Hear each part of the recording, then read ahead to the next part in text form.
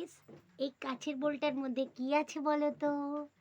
এই কাচের বোলটার মধ্যে আছে, দেখো, এর মধ্যে আছে খাঁটি নারকেল তেল, আছে খাঁটি সর্ষের তেল, আছে খাঁটি গাওয়া ঘি এবং হাফ চামচ কস্তুরি হলদি।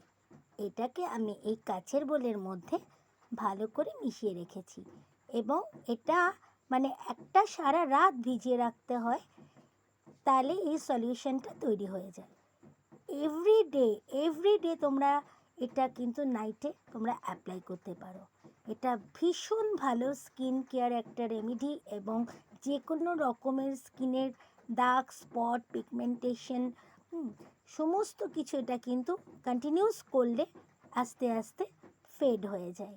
ট্রাই করে দেখতে পারো, ভীষণই ভালো। আমি তো ভীষণই উপকার পেয়েছি।